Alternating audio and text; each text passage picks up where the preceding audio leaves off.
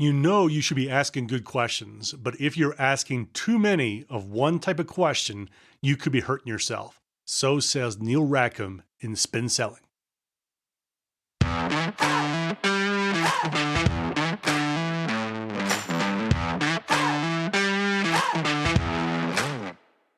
Welcome to the Bite Size Sales Podcast, where we believe that sales is the most important team in a B2B company, that complacency is the enemy, and taking bite-sized steps each day to get better at your craft is the best way to improve results.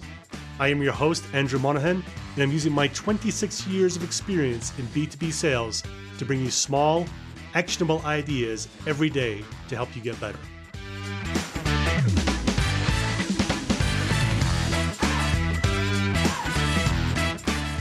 I heard someone say recently that different types of selling were from different decades.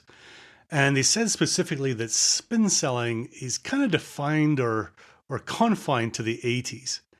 Now, there's no doubt that's when the book came out. The research was done back in the 80s.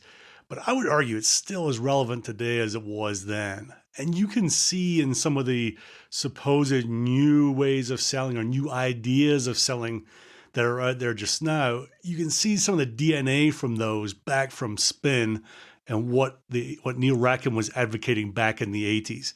If you read the book or listen to parts of it, you'll see exactly what I mean. It's in there, and it's just as relevant today as it was then.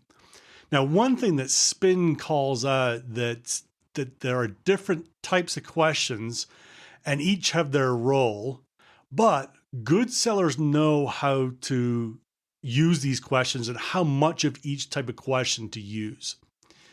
And one thing that's also true now as it was then is that more junior or less experienced reps seem to be more comfortable asking situational questions than any other type of question. And in fact, they probably overplay it. And situational questions are the how many do you have of these, and when did you buy it, and which vendors do you use? How long have you had it for? When's the renewal due? How is it set up? All these kind of factual situational questions is what they're referring to in the book. So to read from the book, situation questions are not positively related to success. In calls that succeed, sellers ask fewer situation questions than in calls that fail. Inexperienced salespeople ask more situation questions than do those who have longer sales experience. Situation questions are an essential part of questioning, but they must be used carefully. Successful salespeople ask fewer situation questions. Each one they ask has a focus or purpose. And buyers quickly become bored or impatient if asked too many situation questions. Still from the book, these findings are easy to explain. Ask yourself who benefits from situation questions, the buyer or the seller? Clearly, it's the seller. A busy customer doesn't generally derive great delight and happiness from giving a salesperson detail after detail of his or her situation. And I've come to believe that there's a special place in hell reserved for wicked salespeople where they sit for all eternity being forced to answer their own situation questions. Why do we find that inexperienced salespeople ask more situation questions than those with greater selling experience? Presumably, it's because situation questions are easy to ask and they feel safe. When I didn't know much about selling, my main concern in the call was to be sure I didn't offend the buyer. And because situation questions seemed so inoffensive, I asked too many of them. Unfortunately, in those days, I hadn't hit on the great sales truth that you can't bore your customers into buying. And the fault with situation questions is that from the buyer's point of view, they are likely to be boring. Does this mean that you shouldn't ask situation questions? No, you can't sell without them. What the research shows is that successful people don't ask unnecessary situation questions. They do their homework before the call, and through good pre-call planning, eliminate many of the fact-finding questions that can bore the buyer. As sellers become more experienced, their behavior changes. They no longer spend most of the call collecting background situation information. Instead, their questions move on to a different area. So that's read directly from the book Spin Selling by Neil Rackham, which came out in the late 80s. As I say, it's still as relevant today as it was then. And I know from my experience, looking back in different times that I was selling, that I probably relied too much on situational questions. I probably had some head trash around moving beyond that in the spin world into implication, problem, and need payoff type questions or discussions.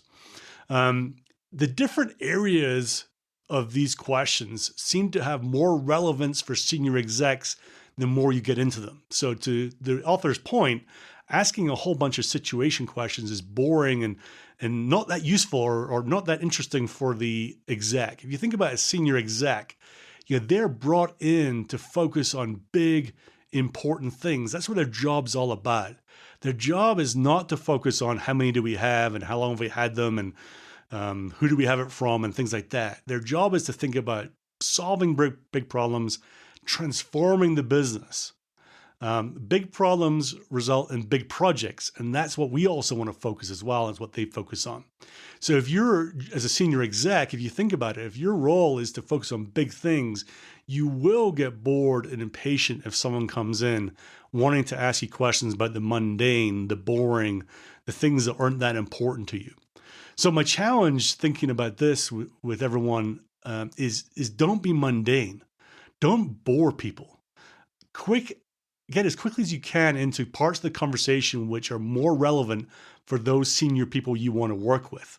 Think about the big impacts and the big transformations they will want to talk about and explain to you rather than the very mundane situational questions. And I think the action is look back over your last 2 or 3 meetings, your last 2 or 3 calls, and be a little bit harsher with yourself and say, was I focusing too much on situational questions that I may have been able to answer or get the information for before the call? And should I have been spending more time on big problems, big transformations, impacts, implications, needs payoff type questions, and have that discussion with these senior people?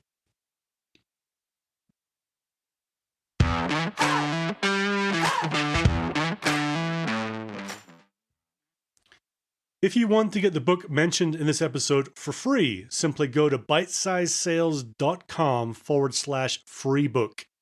If you sign up on that page for unstoppable.do, we'll send you your book on us.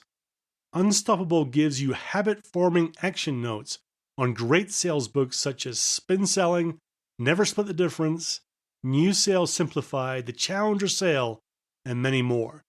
In there, you get the best ideas from these books, all organized in a straightforward and easy to implement way and designed for you to take action and transform your results. All at the equivalent of 3 cups of coffee per month. Start now and get your free book by going to bitesizesales.com/free book.